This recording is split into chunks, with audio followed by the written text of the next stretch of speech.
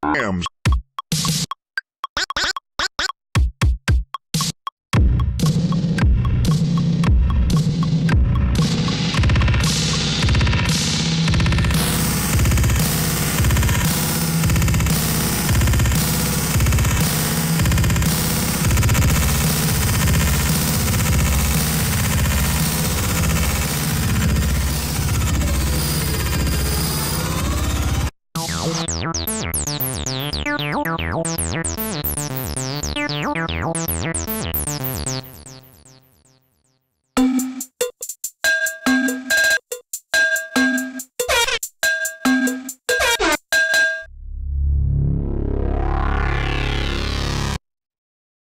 Rock that bitches.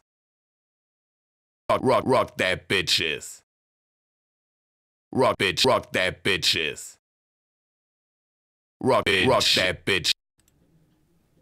Okay.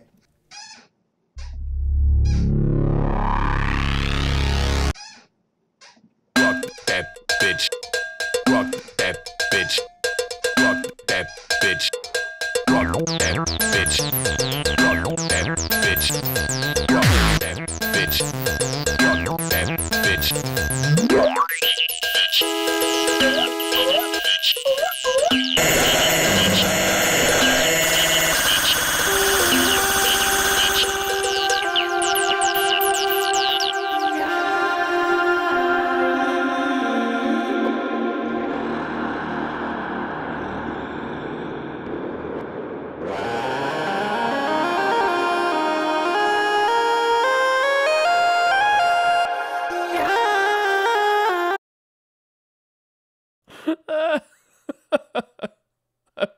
I'm so sorry, guys.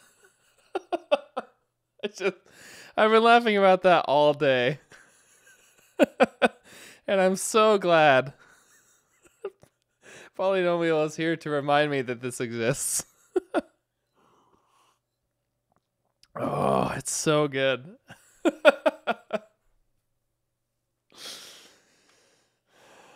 Yeah. If you guys are wondering why I never stream music production,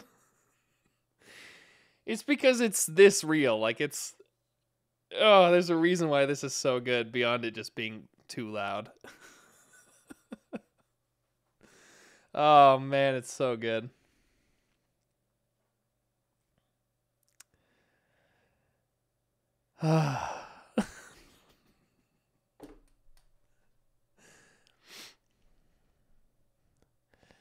Apologies to 8 Little Bits, Cluwash, Twister Toe, Metal Voids, SK the SG Superland, Dark Second Chief Detector. Did I say Metal Void, Studio C, Ion Codes?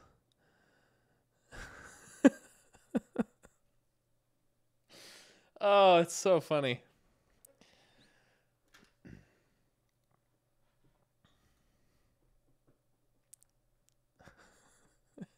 I have too many of those samples, too. I probably won't get Live 10 for a while, though. I bought Live 9 Suite in 2014 or so.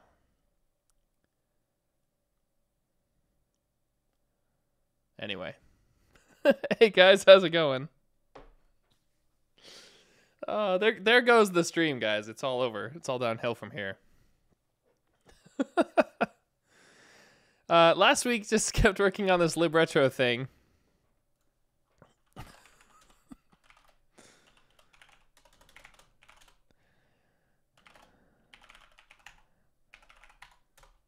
Here somewhere.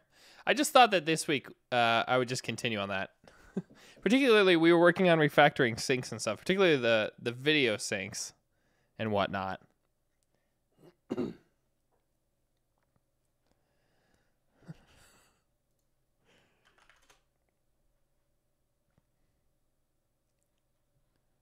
Hold on, I got something important to share with you guys.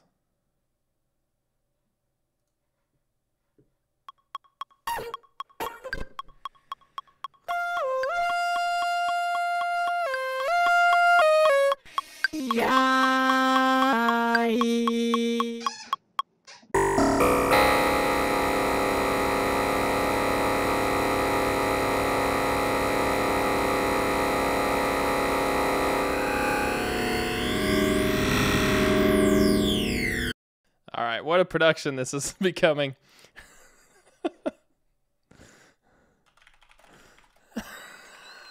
I just think it's so funny.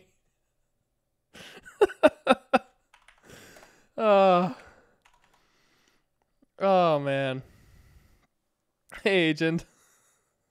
What's up, beggars? Okay. Okay. Actually, we'll do...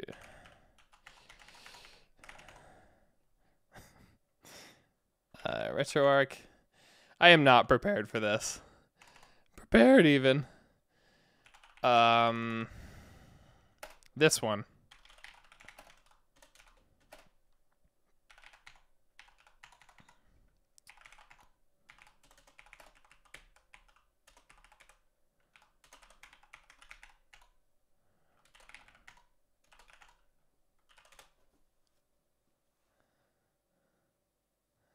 It's so true.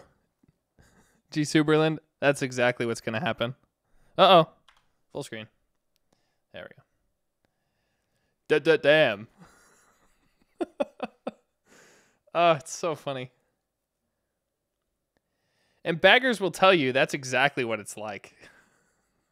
He's sat here while Walba and I have made music.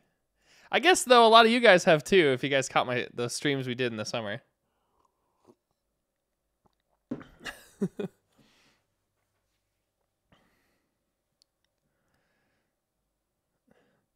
Yeah, that would be a good alias. Walba and I are also playing with freeze and flatten, which are our two favorite things in Ableton. So that's our alternate aliases for music entries now. Don't ask who's who, because we're both freeze and flatten.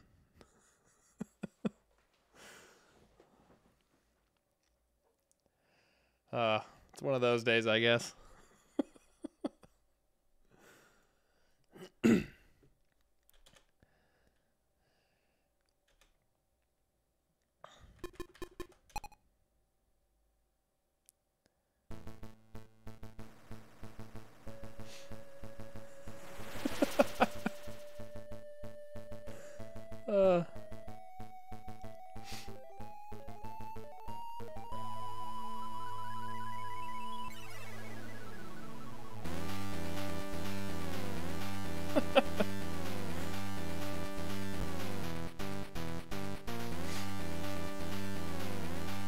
Can you believe some people pay for this crap?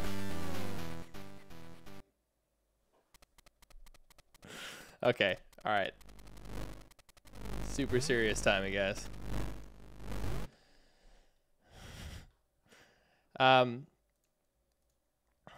Yeah, so last time we were working on this video sync stuff that I was refactoring. Particularly in the VIP, we refactored this video sync stuff. So now the display function in the VIP actually does all the output stuff, including all the anaglyph collapsing and all that stuff. I may or may not mean my subscribers, Dana Cullen.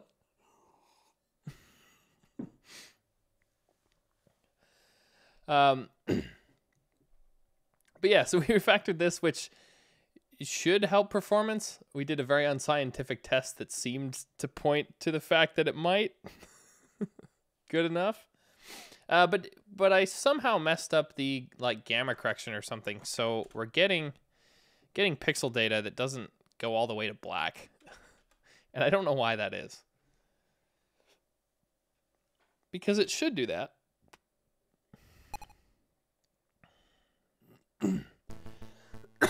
But for some reason it doesn't. Hey, Mad Moose.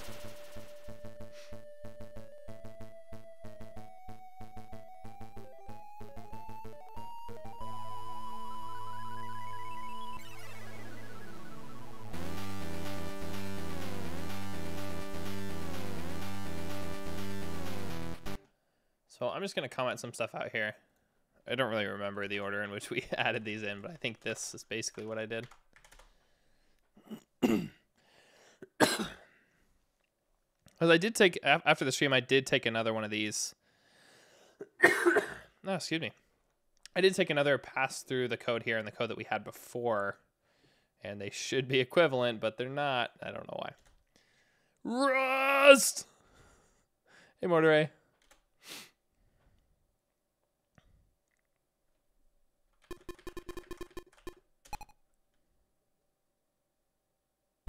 It does need more SIMD, and now there's an RFC for that, and I'm really excited about it.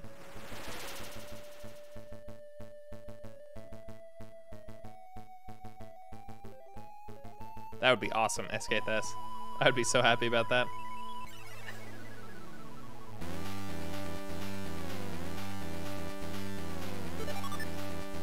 Yeah, I'm really happy about the RFC. I want to pull that up and talk about it, actually. Because I agree, now, Colin. It's exactly what I wanted as well. Actually, do one of you guys have the links for that? Could save some time.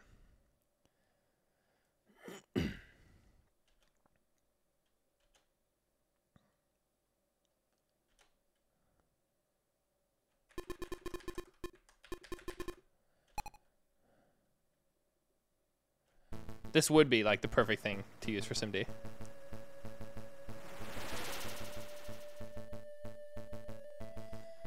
Yeah, but Danny Fritz, that's exactly why I love it. It's basically the thing that you get in C++. You get the specific, like the vendor-specific intrinsics, just like you would have in C++, for example. And the advantage here is that it allows you to build your own abstractions, and it doesn't commit to a higher level abstraction yet. Like they can always do a least common denominator kind of subset implementation that uses these underneath later. This is what I want. SIMD is a single instruction, multiple data. It allows you to, like, instead of just doing a floating point expression on, one set of values, you can actually do 4 at once with different inputs. So it's pretty great. So, I mean, I also expect a zero cost abstraction in the future. But I'm so happy to see this first. Yeah, not just floating point either. That's absolutely right.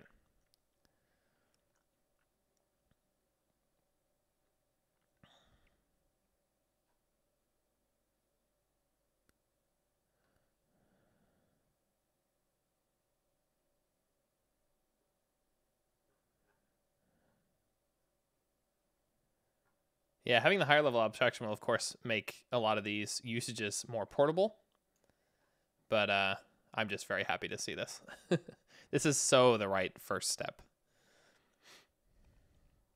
And even when you have the higher level abstraction, as I think Daniel Collin is saying here, you can still use the vendor-specific ones explicitly if you know that that's what you want. I mean, it's basically this lower level approach is what they expose in C++.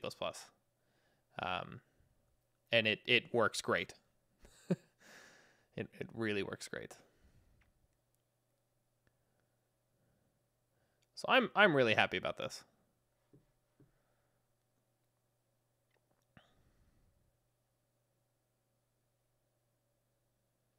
And yeah, stuff like this as well. Get these feature enabled stuff. Because then you can swap out implementations as well.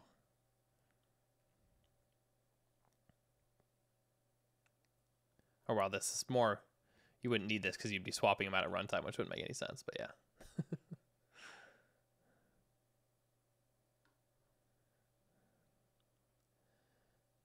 I'm happy about this. Yeah, the portable ones. Currently implemented in the STD SIMD and SIMD crates. The SIMD one is the one that we used a couple months ago to play with some stuff, I believe.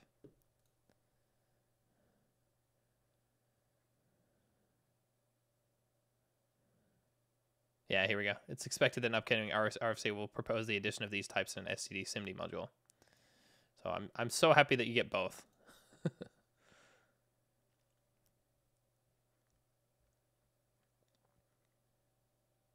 Yeah, here. In other words, it's intended that portable SIMD types are entirely decoupled from vendor intrinsics.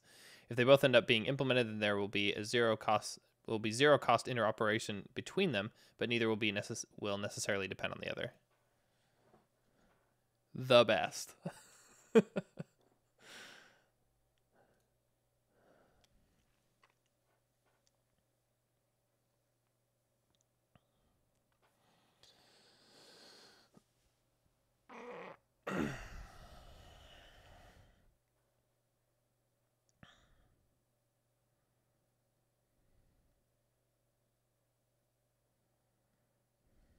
I didn't actually see which platforms were covered. I assumed x86, x64, and Neon, at least.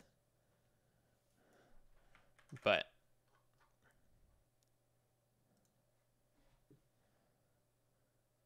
oh, that's cool, G Superland. I didn't know about that.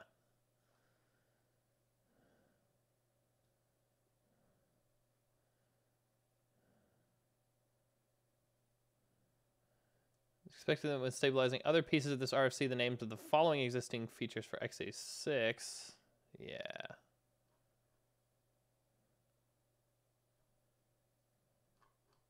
Does it say actually? Or did I just miss it?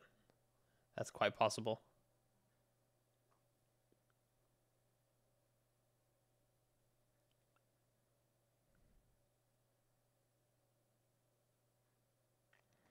Play.rustling.org is just, I can just show you. You just get an editor. You can start doing stuff. I think it's actually awesome because you can put in a little Rust code, which this is a ridiculous piece of Rust code, by the way. Do not do not think this is the default that shows up. It just keeps other things you looked at over here. But yeah, you can look at things like execution. You can look at this compiled with debug or release. You can look at different things here, like we can look at the assembler.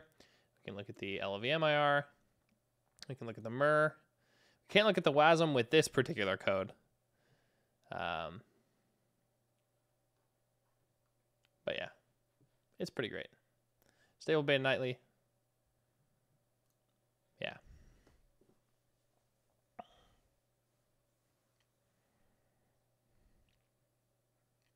Oh, that's awesome, G Superland. Ludicrous speed.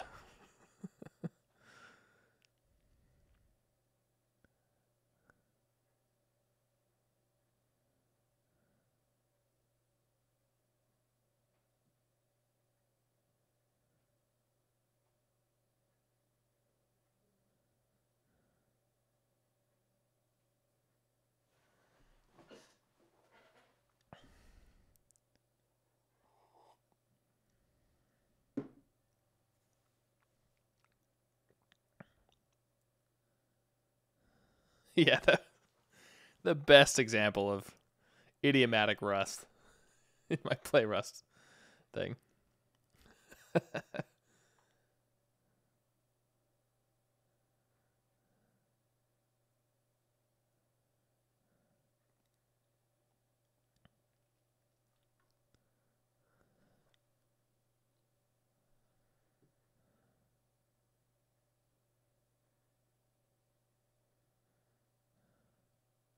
Yeah. Anyway.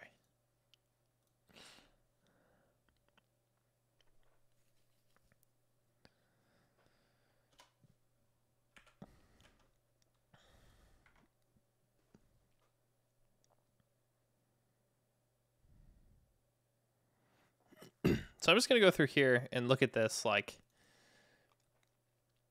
the operations that we do here. So we get these left and right colors, and they're actually, yeah, then they get matched to brightnesses. I'm actually going to move the buffer index down here because we don't actually use it here. Because first thing I do is gamma correct these, and I think that's okay to do with the brightnesses.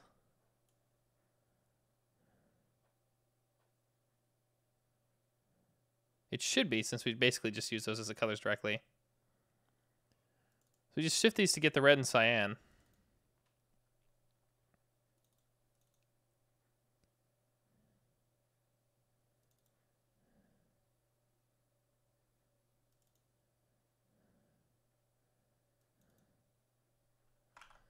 So we do gamma correct first, and then we do the anaglyph stuff. And then already we're outputting in the right format here. So why wouldn't this be able to express our range properly? One thing we can do here is just try to put gamma at 1 and just see if that helps. It should. We should get black if we do that. Where'd my cursor go? There it is.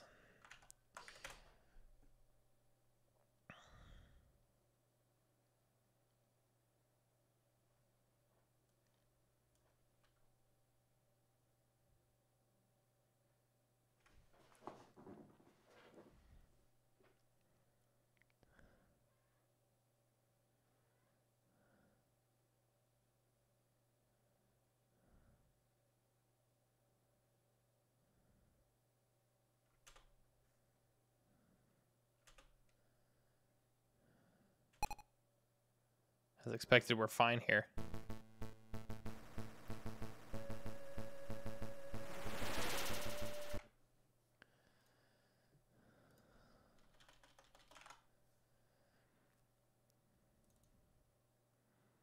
I mean, this is super basic.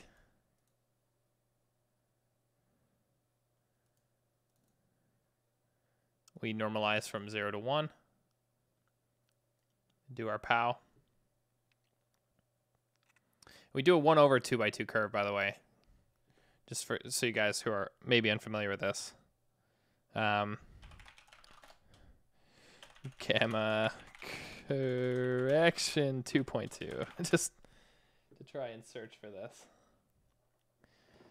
This is a good image. So basically, we want to express our color in linear terms so that, you know, 0 is black, 1 is white, or 255 in this case, whatever we normalize to, and then 0.5 should be half brightness. But the thing is, when we had CRTs, the way that the phosphor would glow, it wouldn't be a linear curve, so 0.5 is actually down here. And if you want to create this kind of curve, you just take the numbers from 0 to 1 and take each one of those to the power of 2.2, and you get this kind of curve. So what we want to do in order to make the color that we display linear is we actually bend the color to the other curve, so it actually becomes this top curve. And then once it's displayed on a CRT with this kind of curve, the resulting curve here should be linear. So it's really really basic, but we basically brighten up all these darks and lights. Yeah, it just does this curve. Now you think, oh, we're not using CRTs anymore though, right? Well, the thing is that basically all images and everything was saved in a way that they're basically saved as linear pixels, but they were already they had this gamma correction built into them. So in order to, you know, maintain compatibility with like software and stuff that's displayed on screens when we move to flat screens, most flat panels still maintain the same curve. So it's still something we deal with. There's some actually funny consequences about it though, because this kind of curve, it has a consequence that these lower bits here, like these I think it's differences in these dark values are where our eyes are a little more sensitive. They actually end up getting a little bit better resolution in terms of the bit depths that we have. Or maybe it was the highest, I can't remember. But it ends up being a little more optimal than just storing linear values anyway, in terms of distributing these bits to where the human eye is more or less sensitive in the dark and light spectrum. So it's kind of cool. Anyway, so the gamma correction here, all it's doing is, again, there's this 1 over gamma curve. In fact, what I should do is I should do the gamma is 1 over 2.2, realistically. Although that should have been lifted anyway, but I think this kind of reads better. So yeah, so it just takes it, we have from 0 to 55, then we bring that down to 0 to 1, raise that to the gamma power, and then multiply that by 255 again. And then, ooh, I don't want that as eye size. I want that as I32, by the way.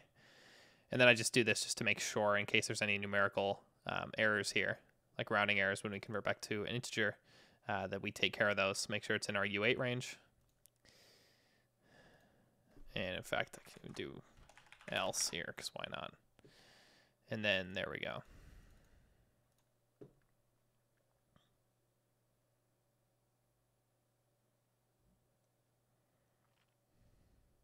I don't think... Yeah, I should do that, shouldn't I? Where is there? SCD CMP min max. Let's see if there is a clamp. I don't think there is. But min would be better anyway. So we can do...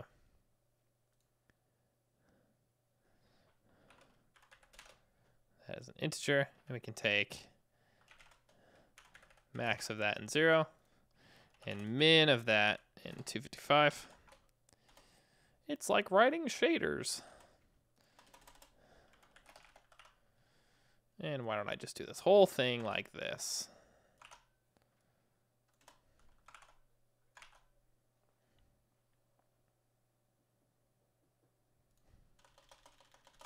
If I do it like that, it'll even work. And I need...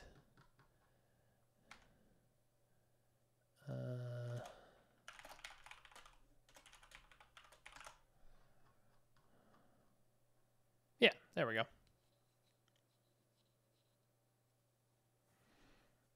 It's like I always say when writing shaders, always clamp your pals. Comes up everywhere.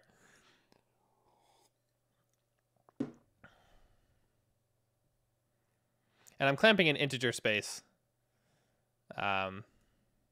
Again, because the rounding error is going to happen here, and I don't want to do the clamp first and then deal with the rounding error after. So it just makes sense to clamp here.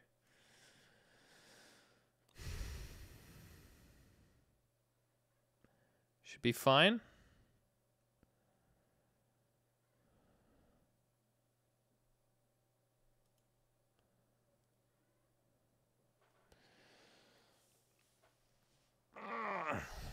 Yeah. This shouldn't have changed the code though. It should. I watched Arrested Development recently.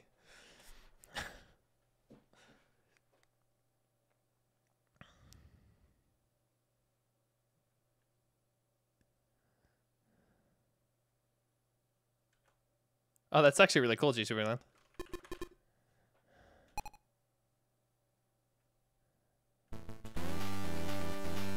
I'll read that aloud. Related to gamma thing and dark colors being more detailed, one of PAL's improvements over NTSC was that the luminance encoding was inverted. So dark spots got the highest amplitude, which meant that there was less noise when dark pixels were being transmitted as the signal to noise ratio was much better. Exactly, Zokwar. Come on! I'm sorry, that was probably loud.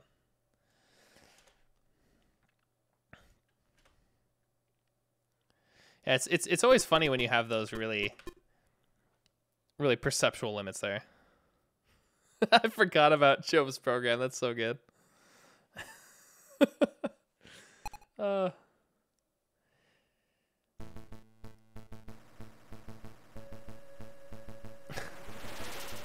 Black Snow is literally Oslo in February.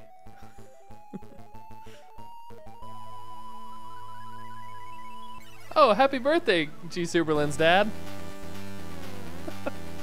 Congrats on being cool. And knowing stuff about PAL. That's my definition of cool.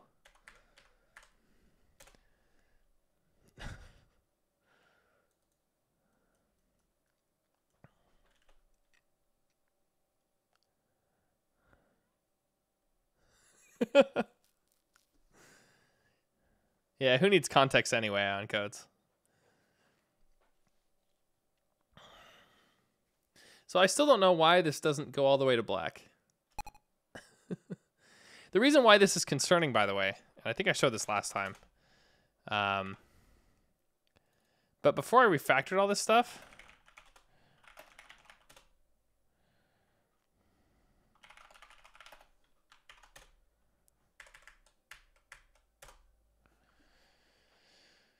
then it would go all the way to black. And I'm looking at the order in which I applied these operations, and it's the same.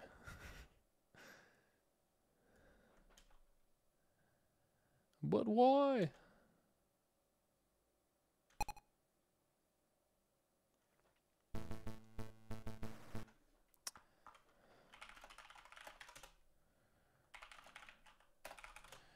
And so that's why it bugs me.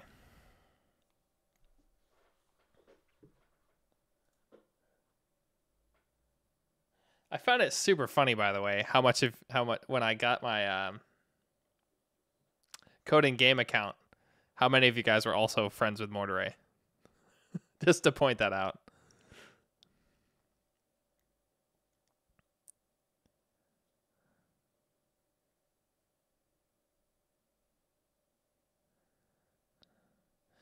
No, so what did I do here? I didn't change the video format. That worked. When we had the video format change, that still worked. And then when I refactored the syncs, which basically just moved the same logic into here from a bunch of different places, it got messed up somehow.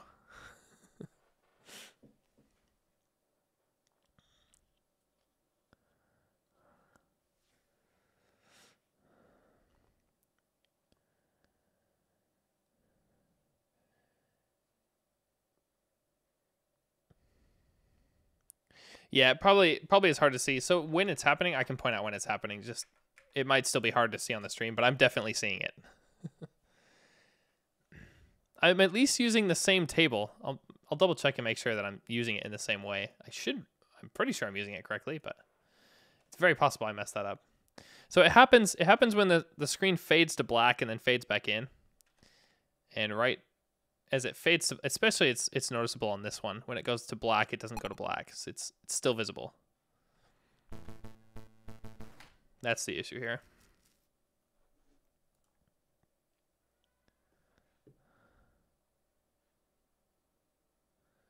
So just I'm just going to look through the other one here.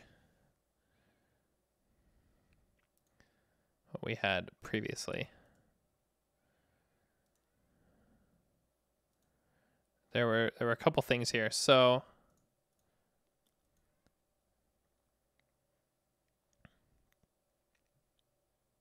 yeah, the background's still black, but the stuff that was showing on the screen, which is pretty dark, doesn't ever seem to get back to black. Only when I do the gamma correction, only after I change the structure of this code. Because before I was also doing gamma correction, but at least I thought I was. But it wasn't showing up. So for this, I'm even going to take the Libretro branch and just open up a bunch of this stuff. Let me pull this up here.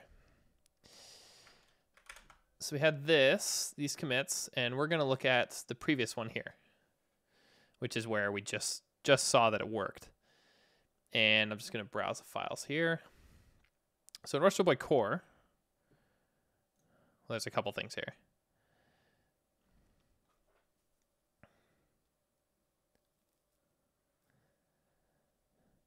Oh, I'm gonna look at the code on GitHub so I can switch back and forth. I can see both. So there's a couple places this matters. It matters in the Libretro front end, and it matters in the core. Actually, it matters in 3 places because we need the middleware as well. In fact, we can do Libretro middleware core, which is kind of the order in which things go in.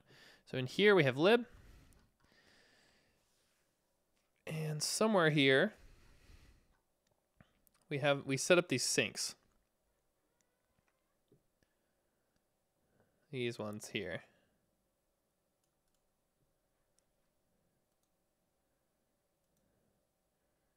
And the core, we need to look at the VIP output.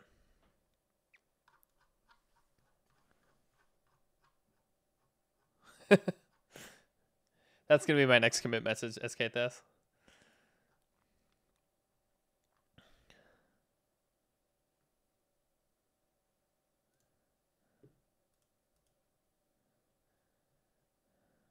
By the way, I need to be right back. Use the loo.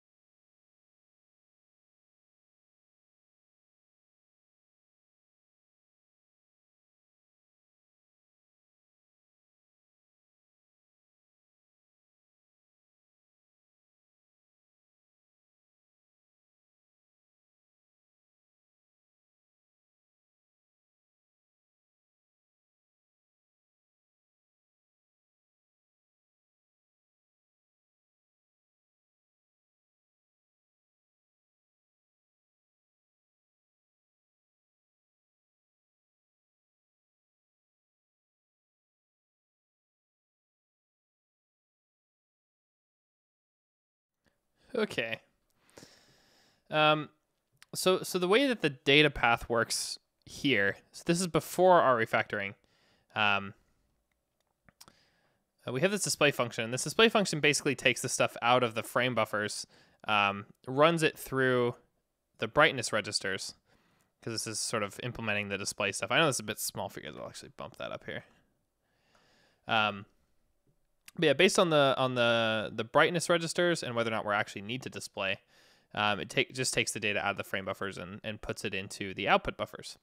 Now in this case, the output buffers are just, there's a left buffer and a right buffer that are both U8s. This U8 vectors, and it just outputs the brightness. I got Baby Bill, by the way. Be jealous. Anyway.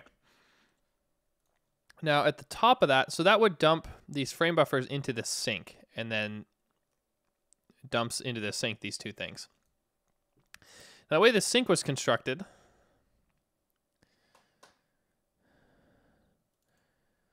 we have this output sink, goes to the gamma adjust sink.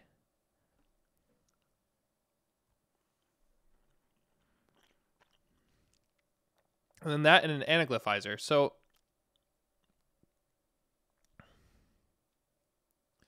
yeah, so we take the most recent sync that this thing produced, and then it goes to the anaglyphizer and then the gamma adjust. And then to the output where the color format was changed.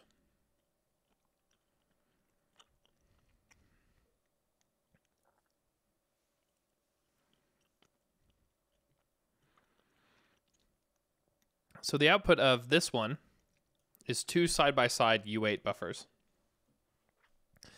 The output of this one is two side-by-side color buffers, and colors are three U8s.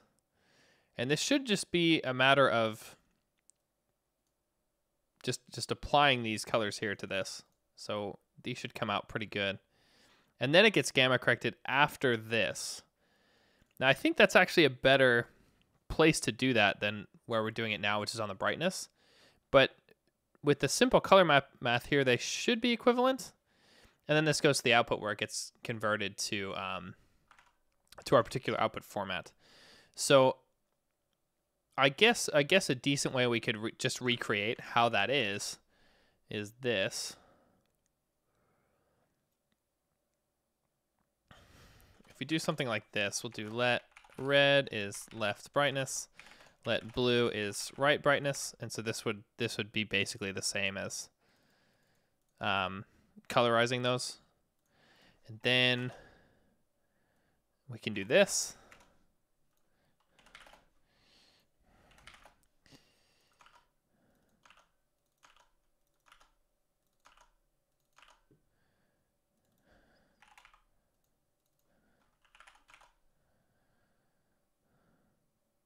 So this would more accurately represent the data path that we had before the refactoring, I think. Or it does the anaglyph stuff first. So we have the U8s, and then we do the anaglyph stuff first, and then we do the gamma correct, and then we convert it to this output format. Let's just try that and just see if it's any different. It shouldn't be, but we'll see if it is.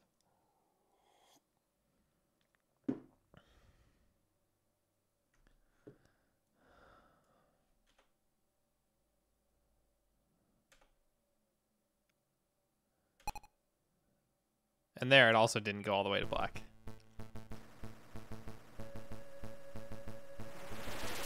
And I'm just so confused about it. I really am.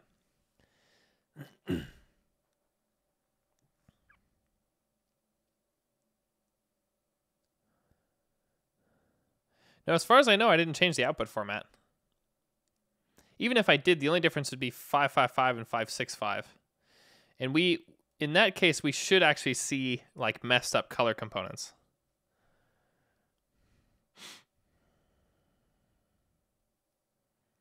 Yeah, I'm doing anaglyph first now, which is what, as far as I can tell, this would do. So does the, because it goes backwards here because we take the frame out of the most recent sync and then put it into the anaglyphizer, and so it'll do anaglyph, and then it will do gamma adjust, and then it will output. So anaglyph is here. That's already just, it's like multiplying the colors, but we don't have separate color components here. I could try to add that, but we do that here, and then we apply gamma just to those ones. And then the shift here is then changing the format, because here we have two U8s, but we need two U5s for our color format. Technically U16s, but we're converting them into 5-bit values just by doing shifts. And that should match, because this part here, the shift right 3, that should actually match what happens inside this video sync here, I think.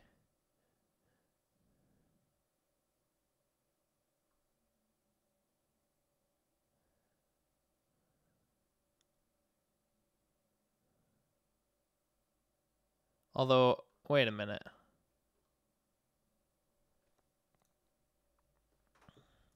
One second here. So it does the anaglyph and then the gamma adjust.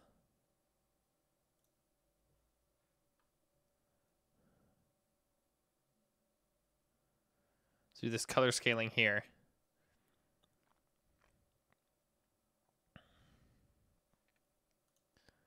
I'll get to that in a sec. And then here it does the gamma adjust. And I think the way that we did this previously with the scaling, and this is why I wanted to get to this in a sec. So this scale by and this color stuff, this is what we do.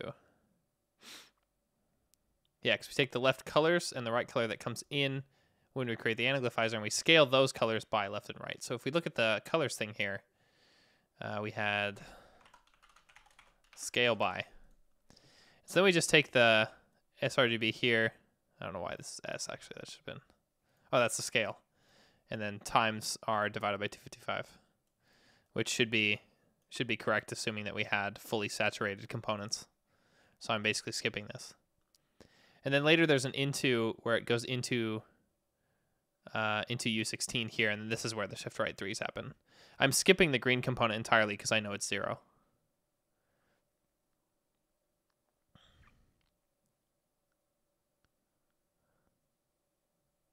See you later, SKTS.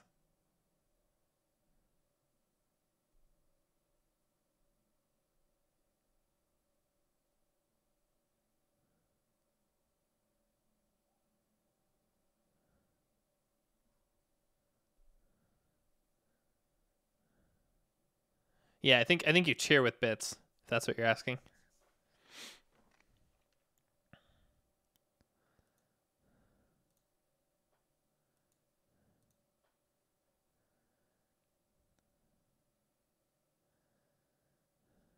So the first thing that happens again is we scale these left and right colors by red and green. These left and right colors, by the way, are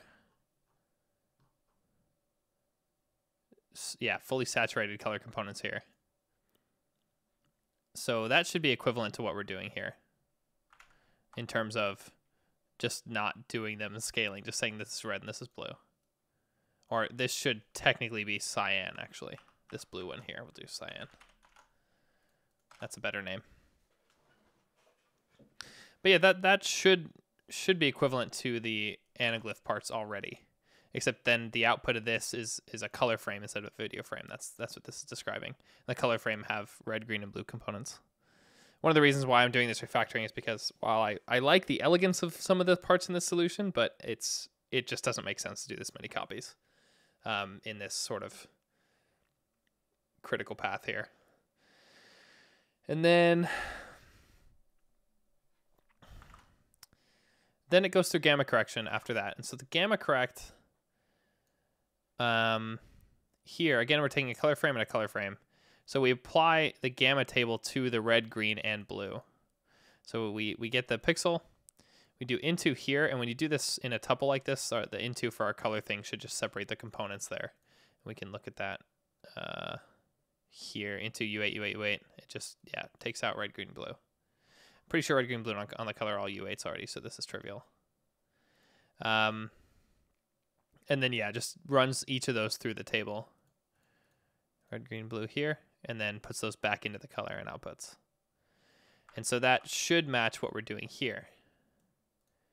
fact, we can even do this just in case, but I don't think that I'm pretty sure that's not the problem here. And so then after that, we have the red and cyan that have been gamma corrected. And after the gamma just sync, then it just goes straight to the output. Our gamma value is the same, by the way. And the table is, I literally copied the code. I can look at that one more time, though, just in case. But actually, just looking at this, I know it's the same. So I'm going to let that be. Anyway, so after that, it's going to go to the output. And here, video output sync. And so we should have, that does this. So we send the color frame, which is again our whole buffer, and takes ownership of that. And we go through all the pixels, and then it's this. The output.offset this is input color.into. And because the output pointer here is this video output frame buffer, and the video output frame buffer is a bunch of U16s, this into here is going to run us through this color conversion here. And this should do the 3 shifts, left 10, left 5, and B. And that's what we do here. We do the shift right 3 for each component. There is this. I don't think this would make a difference.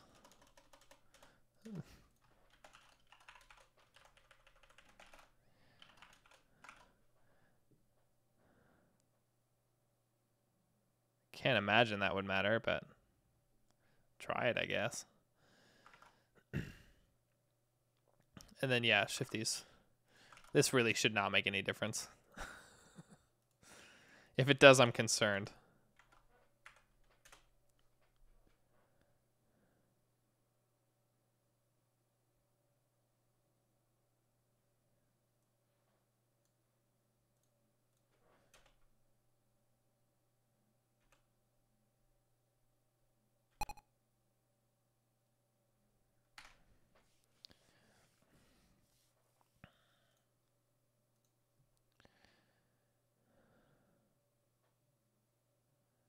One thing I'm curious about here, actually, I want to see what these brightness values are every time we render like this.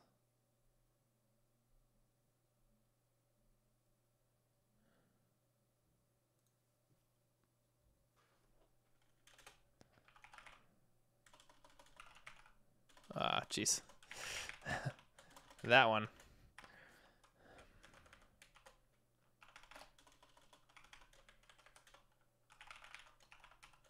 Actually, we'll do it like this.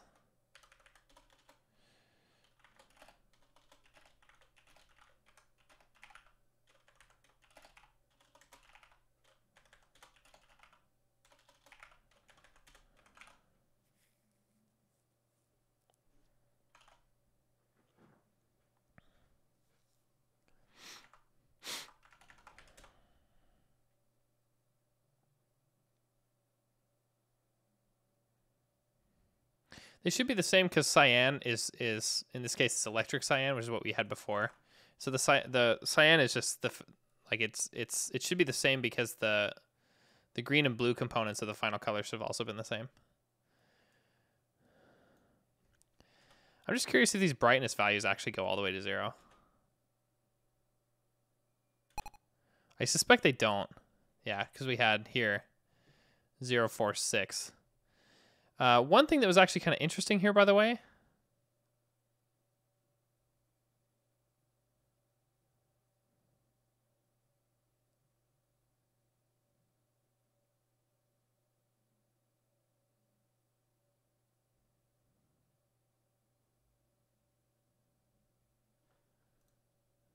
Wait a minute here. I think I might have found it, actually.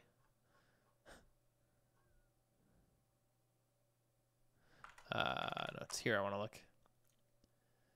Something interesting that just happened. That's a case we actually need to be handling. So here...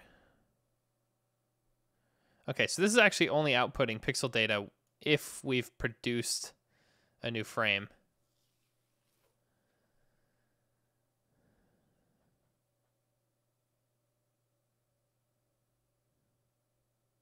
I think I know what the issue is. I think the issue is that, so before I had the sync set up so that it would tell you if it actually produced a new frame or not. And it would do that just by either outputting a frame into the sync or not. That was the whole condition.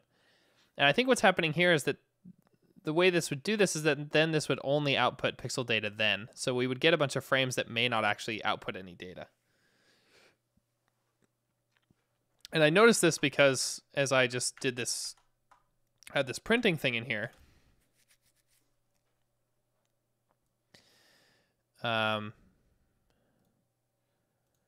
What's interesting, I don't know if you guys can really see that very well, but it stops outputting values when it fades all the way out. See how it freezes like that? That means it's not outputting new video frames, which means like the display is disabled or something. But we're still outputting whatever the previous buffer was, which you can see the brightness values never actually got all the way to black. So before, we actually wouldn't be pushing those pixels out to Libretro, because we would only do that if there has been a new frame produced in the sync. But now, now after the refactor, if we go into lib here, this is always outputting a video frame. So I'm guessing that before, if we didn't output a video frame here, we would actually get a black frame. So a really easy way to, actually, here's the thing.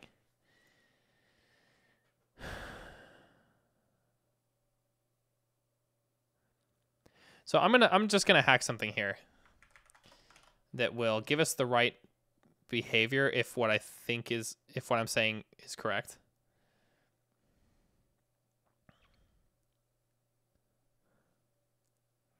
It definitely goes black on hardware. It seems to be disabling the display. So in fact, I'm gonna write this and it'll explain things.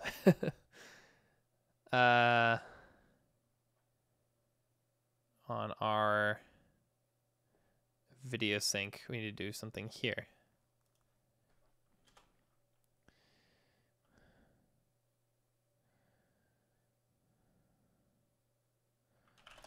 Just do something like this.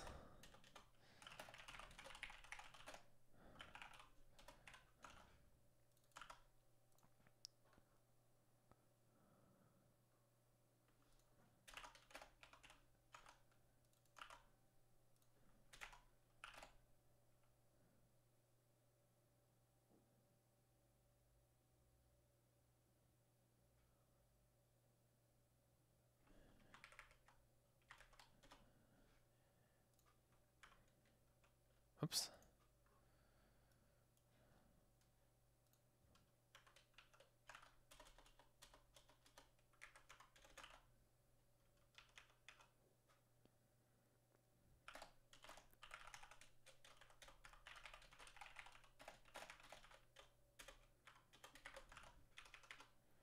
So we're just going to not output if it didn't actually do any frames here.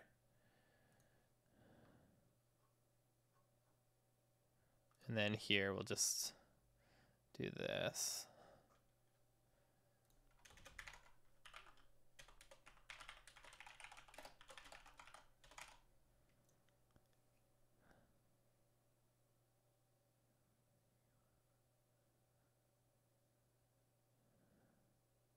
And I think this might actually break because it's borrowing this here. So we'll do, just to hack this anyway.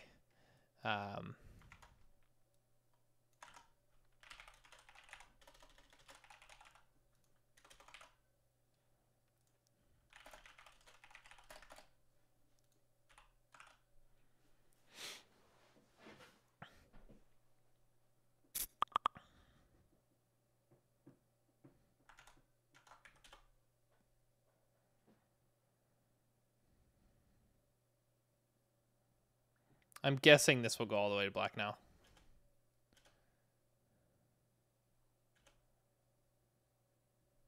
It may not, and it didn't actually. That's concerning. But let's try something else than this actually. We'll do it this way.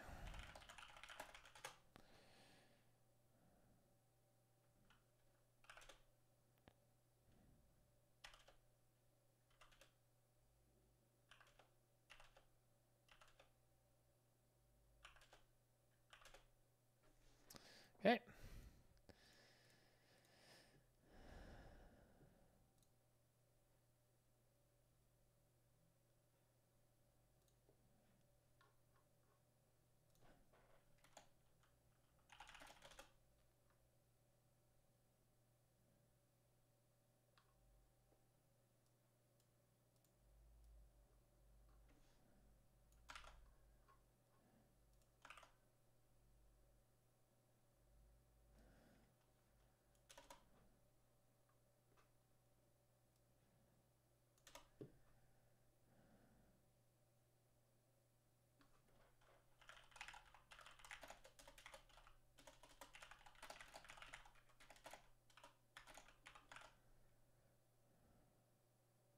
Yeah, I don't need to do it this way, but this is fine. Whoops.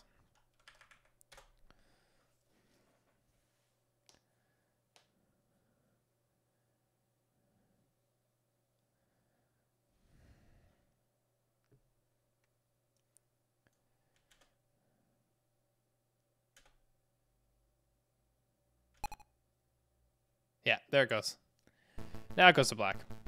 Okay, that's definitely the issue then. That we're not actually producing new pixel data.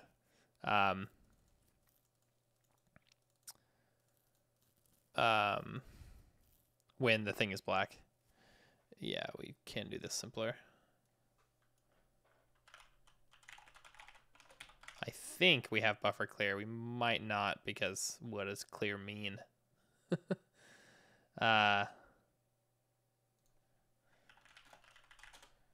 Is there just like a set to all values or something? I wouldn't expect so, but yeah.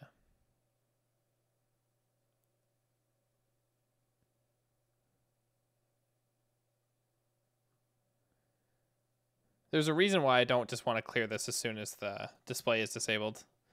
Because one of the things that we don't have in our sync that we used to have semantically is the fact that we used to know when it would actually populate the sync, and that's something I want to preserve. That hack frames thing is actually close to what I want in a sec. And the reason is that way, if something is watching this a little more closely, it can actually know as soon as a new frame has been produced, and maybe keep some of those intermediate frames, because now the behavior that we get now is that it always overwrites, which means if it produced 2 frames when we told it to run, then we would actually miss the first one. And I want to know every time it produces a frame so something can run it like basic CPU steps, small enough steps that it knows that it will only ever produce 1 frame, and then be able to check when that actually happened and then pull the frame out of the sync. That's if we were like encoding a video or something. That's something we would want.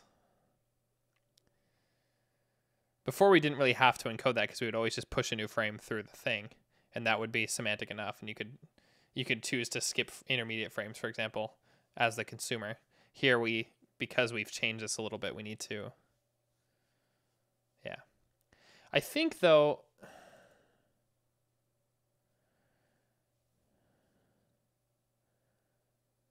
yeah, I think this is actually the right place to do this, perhaps.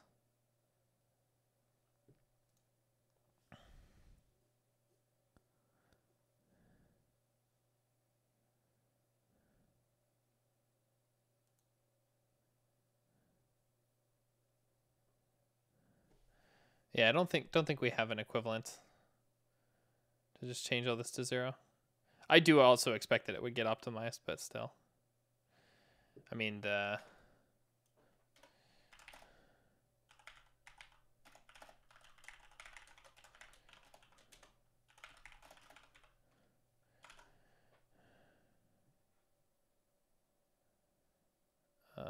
here. That's not too bad, so. Except here. Oh, whoops. Yeah, that's silly. Guess I don't need these ones now. Yeah, that's what we want.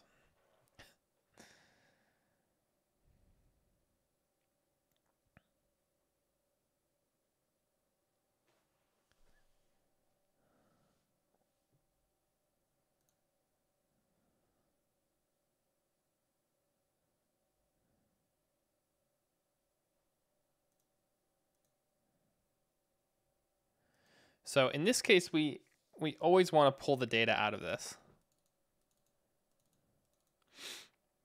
in the Libretro front end. It's always going to be outputting the same buffer as well. Now, this actually this buffer is not necessarily always going to be the output. I want to refactor this one step further after this, because there's a way that you can get Libretro to feed you, give you as input the frame buffer that you need to output to, so we don't need to maintain our own buffer. It'll give us that, and it'll give us the video format, so we avoid the RetroArch video format issue stuff entirely, as well as eliminating an extra buffer copy, which we're not doing here, but we have to assume that the host will do from this buffer after we give it the pointer to this. So yeah, but I think I'm just gonna do this.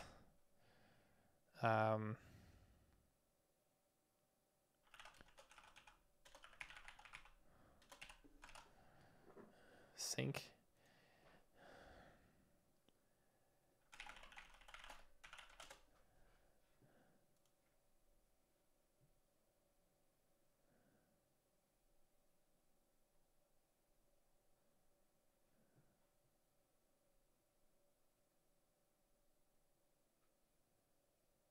I just wanted to see if there was a better name than populated like this.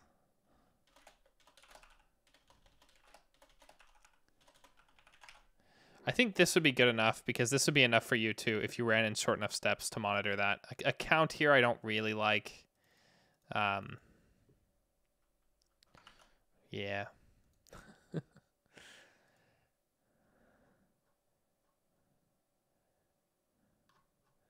Right, so then here we always do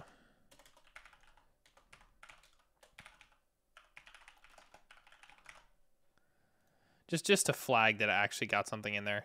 We won't use that in this front end. We'll probably use it in the other one, but I might refactor that to match this more closely anyway. It doesn't really matter. The general architecture of the emulator still holds, and I'm fairly happy about that. Yeah, so here though we do need to say is populated false. But yeah, we always want to be outputting here, because we're supposed to do that. As to be a valid Libretro implementation, we need to always be outputting frames whenever we do update, or whenever we run for a frame. So,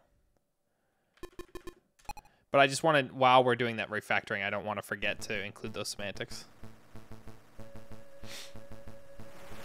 But yeah, the game actually turns the display off then, is what happens. It disables the display hardware.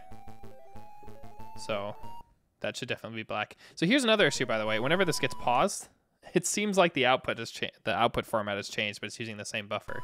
And that's super annoying. That's another reason why I want to try and take in the buffer that we're supposed to write to. In any case, this appears to work, so I'm going to massage this code a bit so it was closer to what we had. Oh wait, we're not actually gamma correcting, are we? So we don't know if it works yet, but I'm pretty sure it does.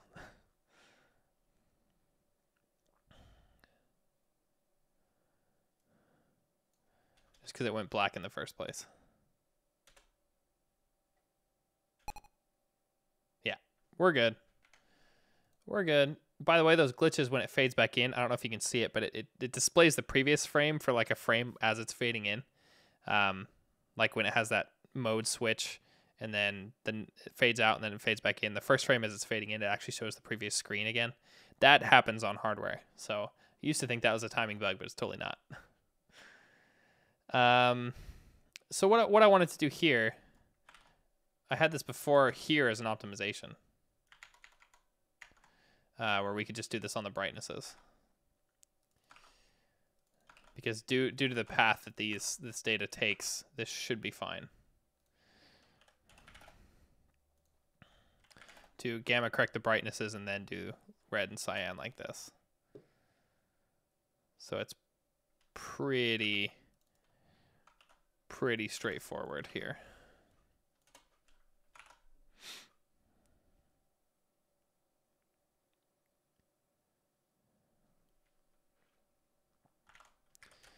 And that should still work.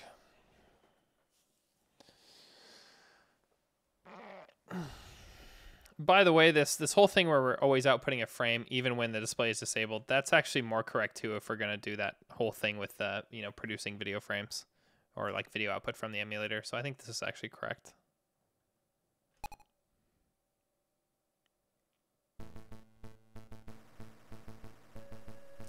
I will check that out on codes.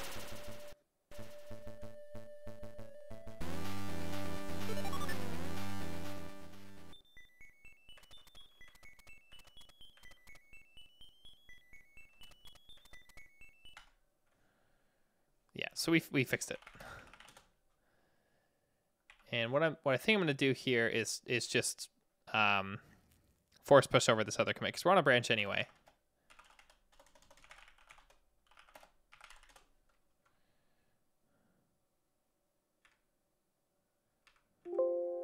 Yeah, I like this.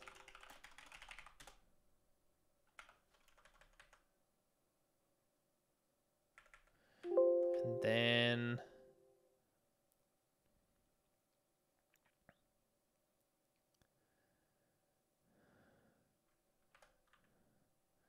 we'll remove the stuff about gamma correction.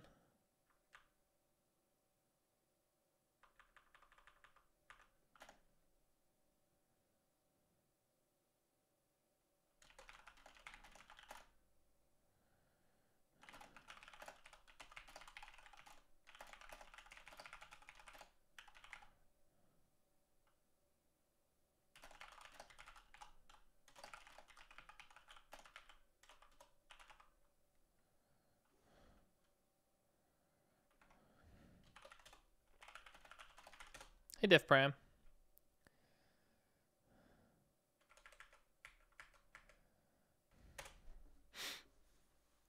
So yeah, that's nice that we were able to fix this. Because that was really bugging me at the end of last week.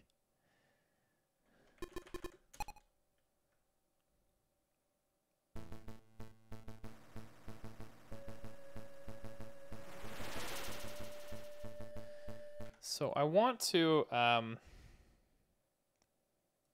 where did I have the Libretro thing? Really just need the header. Put it somewhere here, I'm sure.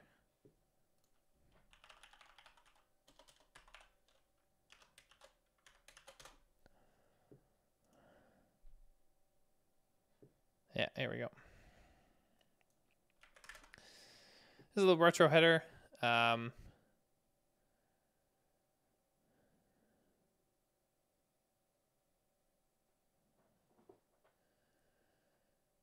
somewhere here,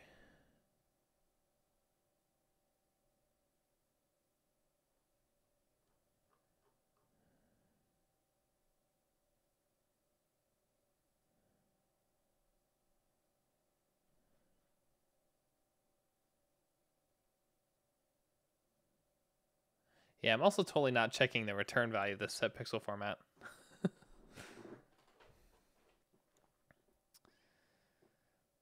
But it looks like we're gonna ignore that anyway.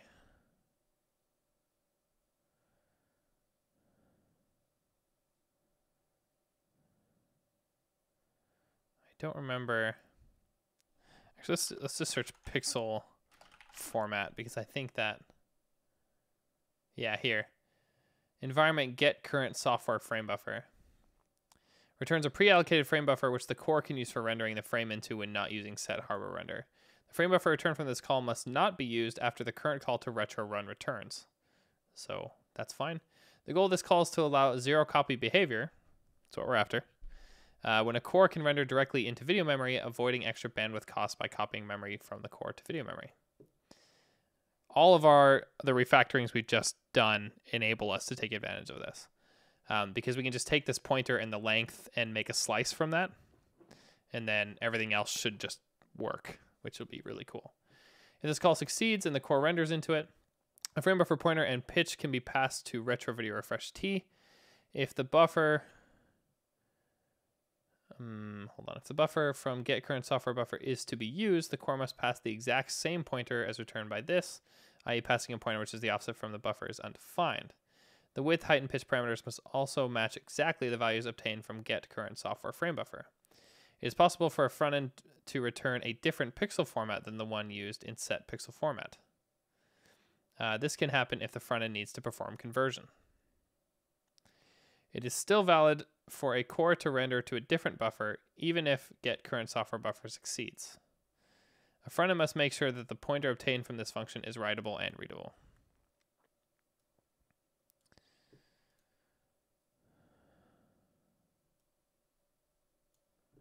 So this is what we want to do. Now I think I recall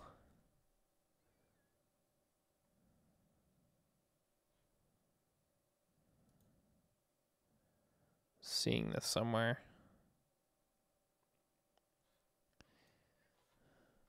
Let's just search this here in this doc.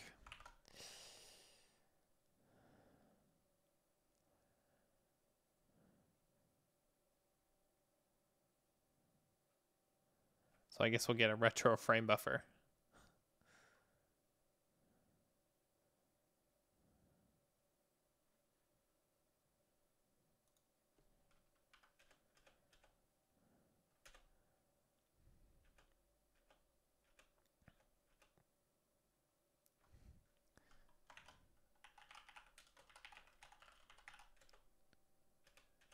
Wait, it said that, didn't it? Yeah, here we go. Because we do get current software frame buffer. These are the return types. Because I believe this is the environment callback.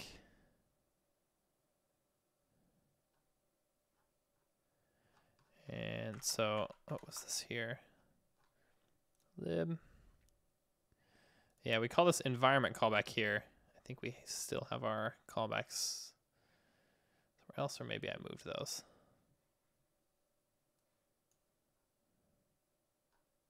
I did not move those. Here, that's where it is.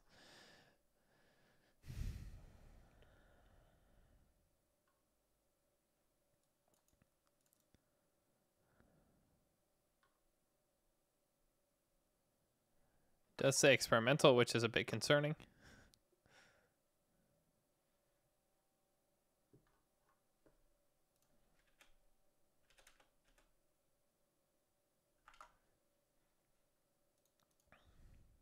So we may have to plan for this failing, which is okay. I don't mind having a fallback path for when this isn't supported. I'm fairly certain we have an environment callback here, and yeah, the C void. It's a pointer to something, and so I guess we'll cast that pointer to a retro frame buffer pointer.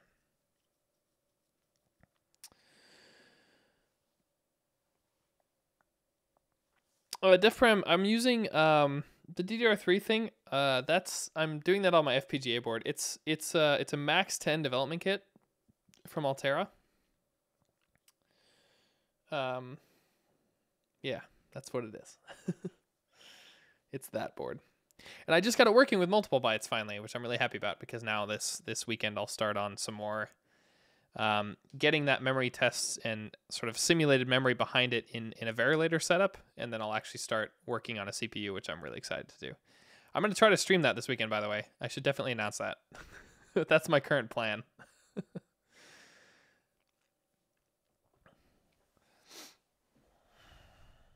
Because I really want to stream this stuff that I'm making a little platform here. I haven't figured out the entire plan for how to implement it, though, so it'll be like a lot of my streams where I just kind of Just stream what I'm doing. Figure it out as we go. I have rough ideas of how it should all fit together, but it's going to depend on a lot of details that I just don't know about yet. So we'll figure it out.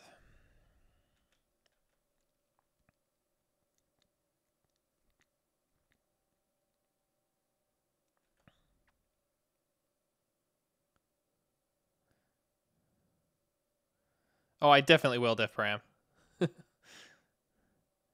Yeah, so the plan for that, I'll just talk about it briefly here. What I want to do is I've had an idea in my head that I wanted to make my own handheld for a long time, and it's okay. My stream very much welcomes distractions. So I've always had it in my head, at least for a few years, that I wanted to make a handheld, and the original idea behind that was that I wanted to 3D print a case. I wanted to home solder a board, like home reflow solder, all that's like, I wanted to look into that process for just making something. And I was going to use an off-the-shelf SoC, but since then I did do a little bit of FPGA stuff and thought, oh, that I had, of course, another project idea where I wanted to make a little 8-bit computer that was very like C64-like, for example, on an FPGA. And a buddy of mine, actually, his dad got into 3D printing, and it looks like he also wants to do a handheld. He wants to build his around Raspberry Pi, and so I thought, oh, I'm totally going to do mine around an FPGA. So we can do things like we're going to buy joysticks together. Like, we're just going to bulk order everything and sort of make that something we do together, which will be, of course, pretty motivating. So it's time I started doing that. I've changed the scope a little bit, so now instead of a handheld, I'm going to do the first run where I just build it around my current FPGA board, and just build a case around it and stuff for the first one, so that I can sort of hook everything together and figure out how inputs and outputs are going to work on that. So it'll be just like a normal console, not a handheld first.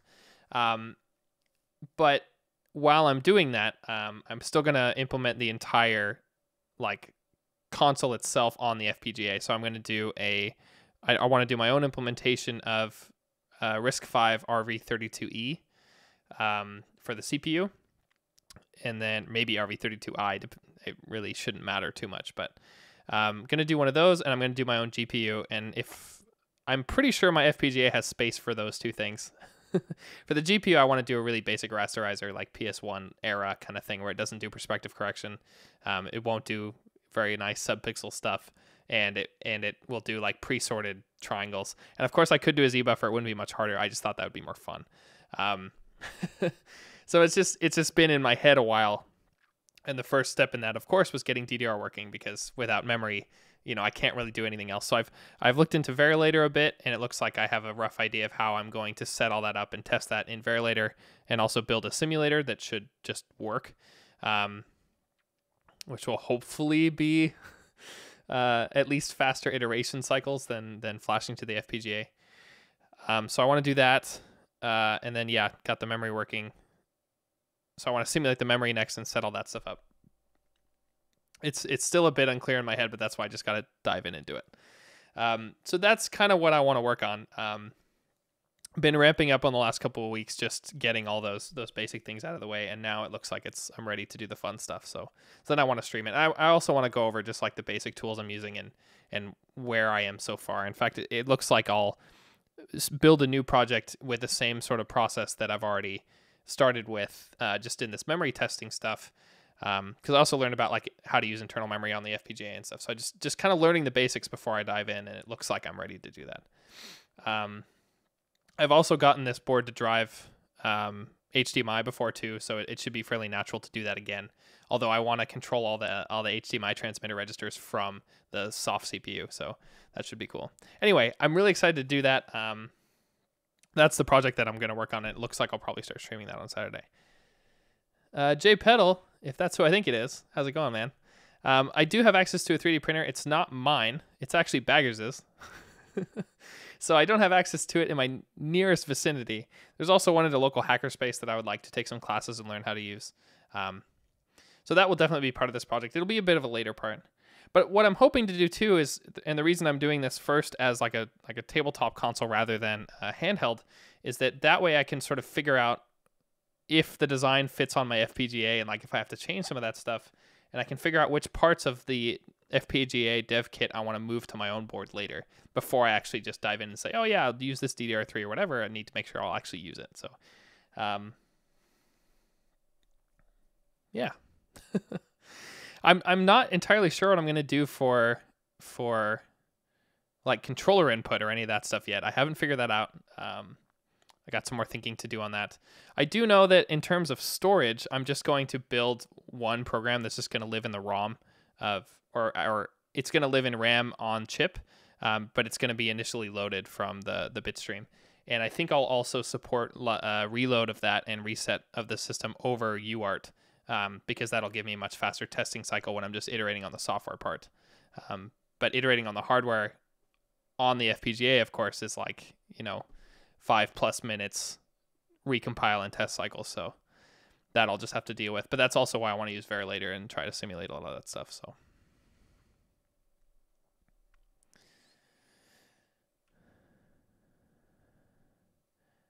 it's the 50K LE part. And with just the DDR3 controller generated by Quartus and the testing stuff, I'm around 6.2K logic elements. So I suspect a simple enough implementation will work, but I might be totally wrong. I don't really have a very good overview of how big that stuff is. So,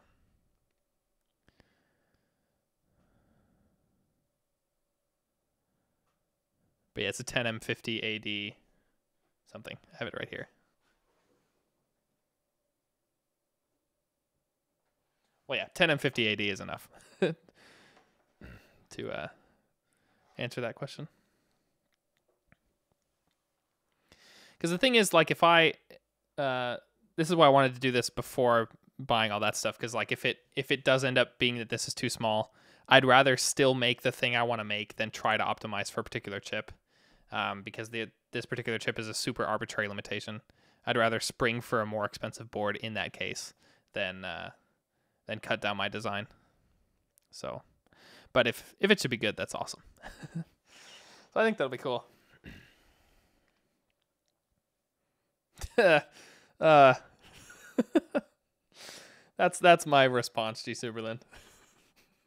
No words, just whatever those noises were.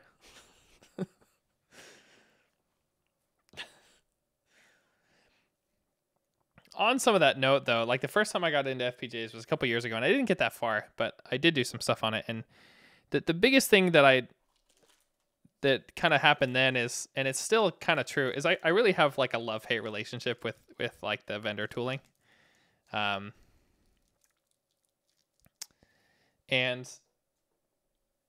like what I don't like about it is like file management. And so I've only really worked with Quartus straight up in that sense.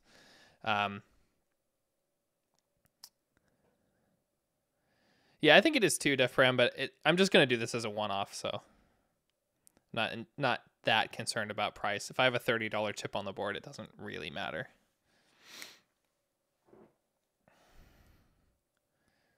But that would definitely be a concern if I wanted to open this up a bit more.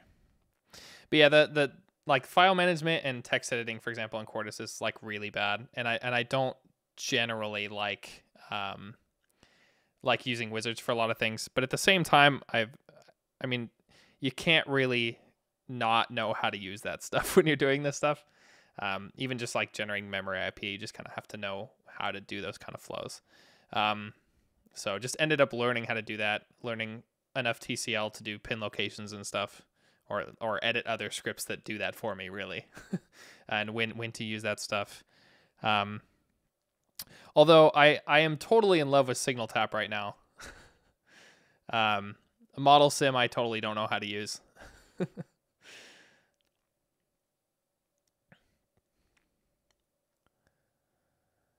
Yeah, the Signal Tap thing is really cool, and I'll totally go over that on when I start streaming this stuff.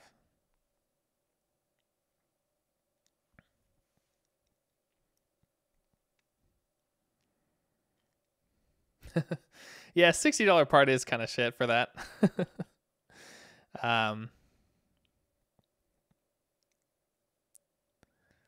But yeah. So I mean, it might totally be that I also, like, for this first round, I'll just use this because I have it. But for the handheld one, I might even just buy a different dev board once I know how many logic elements it takes. That I'll just buy a different one and then make it work for a smaller one, or a cheaper one at least. I think the docs for this stuff that I've gone through now was, I didn't like it at first. I grew to like it once I understood more about it.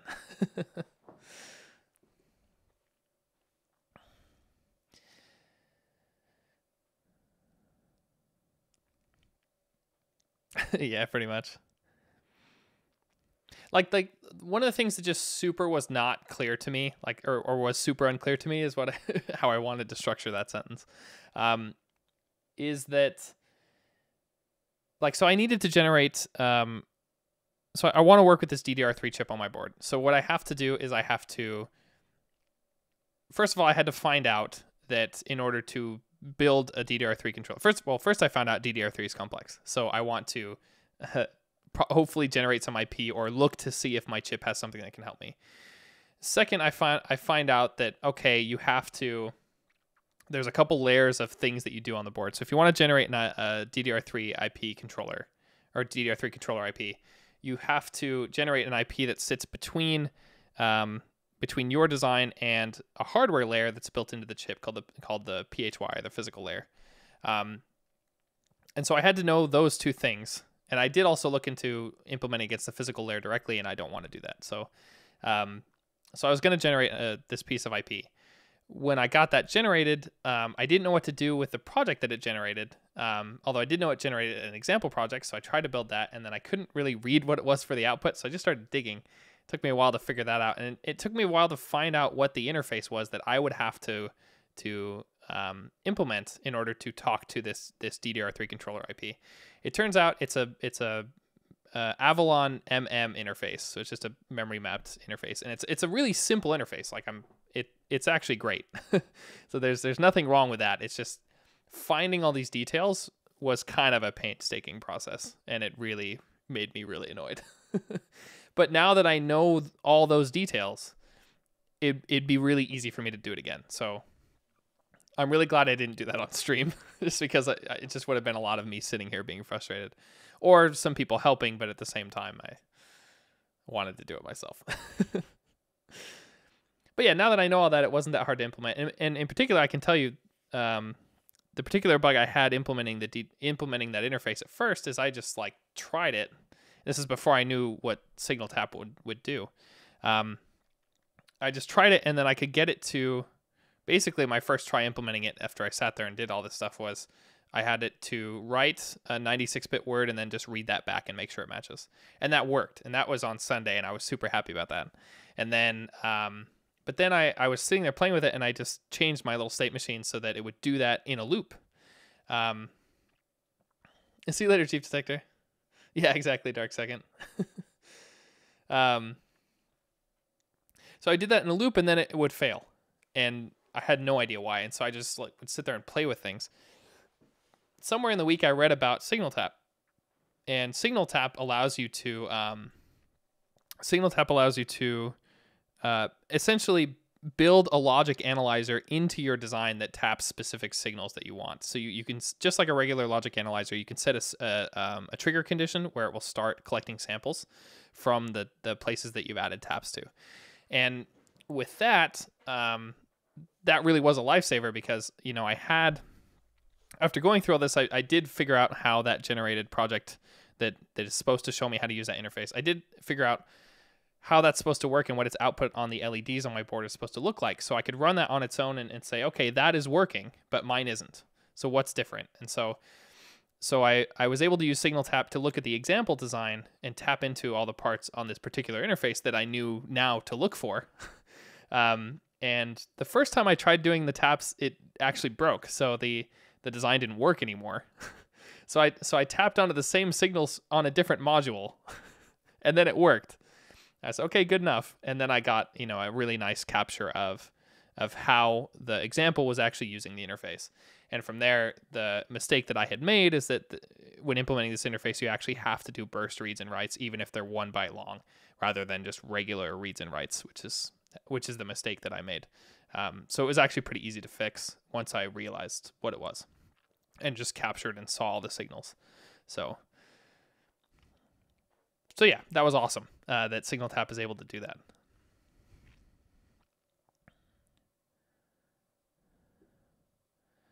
Yeah, I can totally write that stuff up gCirculant. I was thinking about doing that. If nothing else, worst case, it'll be in my next stream. If I stream this weekend, which I'm planning on doing currently. Worst case, it'll be there, because I'll go through it again as I set up this new project structure.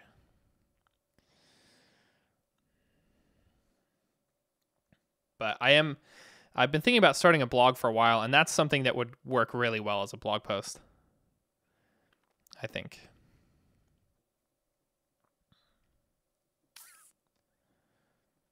But yeah, like I mean, again, it's a love-hate relationship with these tools, because there's parts of them that I'm really annoyed about, but there's parts of them that are just super good. And you can't really avoid them, so I've just kind of buckled down and started doing that. I mean, I played around for a couple weeks with my own HDL, which I would still like to do at this point, just in order to make a lighter syntax that's a little more rigid for doing a 2-process style in Verilog, or for outputting that kind of code. But now I'm just doing it by hand in Verilog, just to get a better feel for the existing space.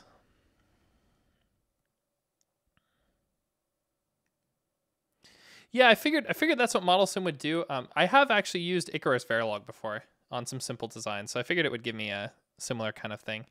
But I guess I just need to go through some tutorial or something and just to know how to set everything up, because the workflow between the two seems very disconnected.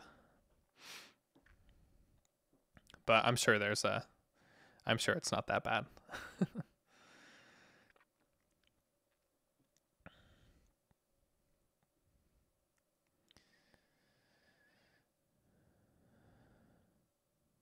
Because like in the last week, I even did stuff like just watching tutorials on just basic Quartus stuff, just to get a better overview, which I should have done a lot earlier on, but just didn't.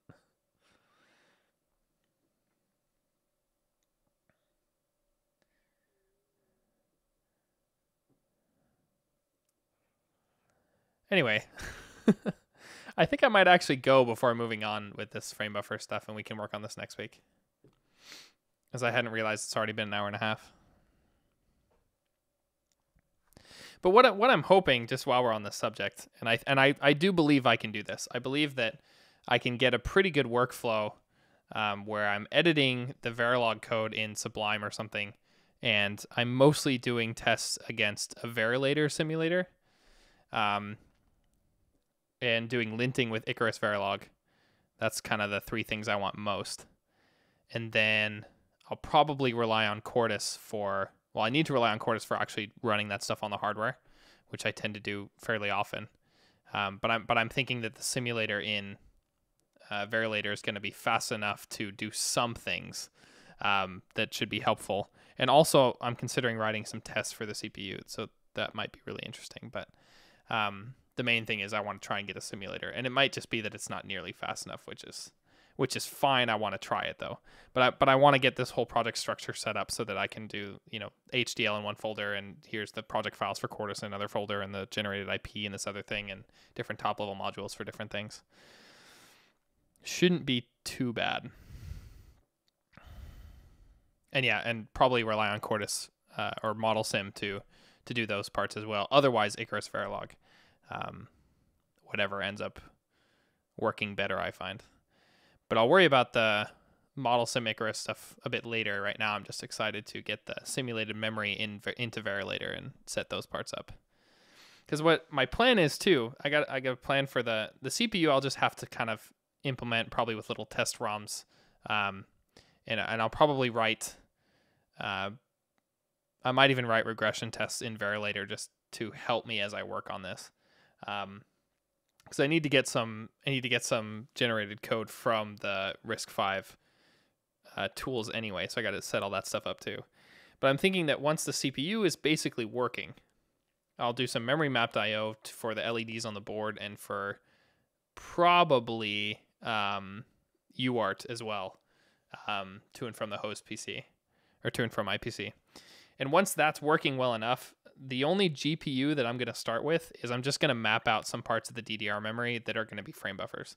So I'll just have a double buffering setup, and then through MMIO also get back some of like H blank and V blank signals and stuff to the CPU. So I'll do that first, and then the initial GPU will just be pulling pixels out of the DDR memory and then putting them in onto the HDMI. And I also want to use MMIO to write the video config registers, because I'd rather do that from C than in a Verilog state machine. So once that's set up, that's actually kind of awesome, because then I can build a rasterizer in C. That's one of the reasons I'm using an off-the-shelf CPU design like RISC-V, is that then I can, write more extensive code in C. So then I can write a rasterizer in C that works just against that in-memory frame buffer. And when that starts to work, then I can start moving bits of that into hardware. And that's kind of the part that I'm looking most forward to. But there's already, even before that point, there's already going to be some interesting stuff. Like I have to design a bus that's going to serve both the CPU and the GPU with some prioritization stuff. And the nice thing is this, I don't think this stuff has to be very complicated at all. The only thing you lose from it being potentially simpler is you get worse bandwidth. But that's something that I think will be fun to optimize when things are working. So going for kind of a minimum viable thing first, and then gonna sit down with each of the different things and optimize. So it should be really fun.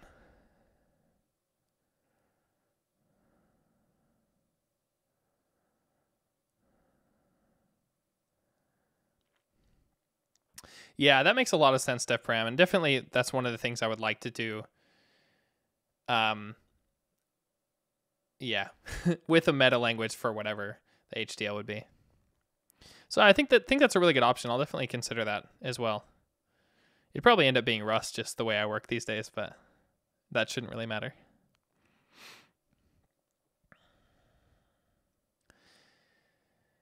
And being that this will be my first CPU design in Verilog, it probably won't be very well designed, and I'm fine with that. In fact, so one of the advantages of RISC-V is you can fully pipeline the architecture, but at the same time, if you do that, it's a normal RISC-V stage pipeline. But if you do that, you have to worry about hazards. But one of the ways you don't have to worry about hazards is you just make every instruction just take all 5 cycles. So you still have the 5 individual units for the stages in the pipeline, but they each only run in isolation, which is, it's a bad design for bandwidth, but it's a good design for keeping the design smaller. And it's something you could start with, you know what I mean? So that's what I'm thinking. And then that's also why I want to have tests on the CPU in Verilator, because then I can write tests that don't really care about timing. They just care about that the registers had the right values in them after some stuff happened. And that way, if I want to start implementing pipelining with hazards, then I would have that regression test suite to work against. So at least that makes sense in my head. We'll see if it makes sense in practice. But I think that'll be cool. There's also interrupts and stuff as well, which I may not even need, honestly. It would be nice though to have some interrupt mechanism to, for example, handle input from the UART. Some other things would be really nice to handle with that. Although I'm currently thinking that, we'll see. A couple things I'm thinking about. One of the things I'm thinking about with the UART is that if I just start sending bytes to it, I might even just have it where I'll probably do it with different kinds of commands, actually. Like one command will just hard reset I'll add an instruction to hard reset the processor and then just accept a program from the UART and then just reset itself, which would be the easiest way to iterate on that program. And then another command I could send it is like some kind of input, because I could hook up a controller that way for the first iteration. Just think that'd be easier. By the way, I'll just say Jay Pedley, because I'm pretty sure that's who that is.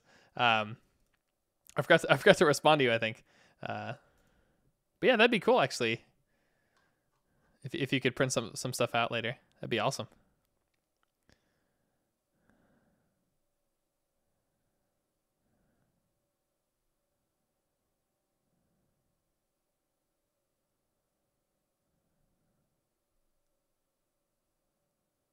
Oh, that's really cool, Def Param.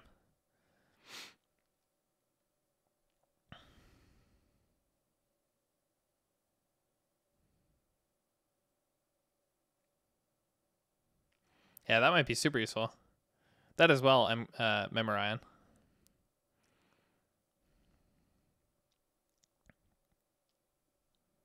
I think it'll be fun to kind of dig into this space.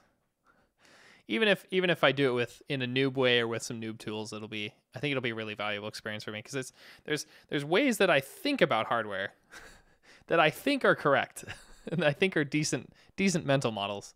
But it'll be really nice to put those into practice by actually building something. So that's kind of what I'm looking to get out of this. And at the same time, I just think it'll be so cool to just have, you know, my little game console be like this big, but it'll be my own game console. It'll be cool.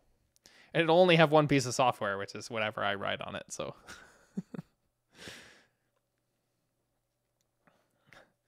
but I don't expect the code that I put in there to be very big, like a couple 100 kilobytes max, which is how much onboard memory I have. So, but I mean, also stuff like caches on the CPU, like an iCache, for example, would be really nice. It's just stuff that I want to just try implementing, see what that's like. Anyway, I'll probably start doing that on Saturday. It's looking like my schedule for the week is shaping up that I could do that. But I'm probably going to head out and go to bed and stuff. So yeah. Next week, I'll probably continue on this frame buffer stuff, because I would really like to do that. Just because I think that would be... Like, I kind of like doing these optimizations while we're doing this front end as well, because it again, anything that will permeate into our core libraries and change the... change the implementation a little bit in order to make things more efficient, for example, is stuff that I want to do early on. So yeah, I guess we'll continue on that next week. And then on Saturday, I don't have a set time. I was just going to do it whenever I felt like it, to be honest. But it'd probably be around 2 p.m. CET at the earliest. But yeah, anyway, thanks guys for hanging out. Really enjoyed the stream and enjoyed the chat. And I'll see you guys around next time, I suppose.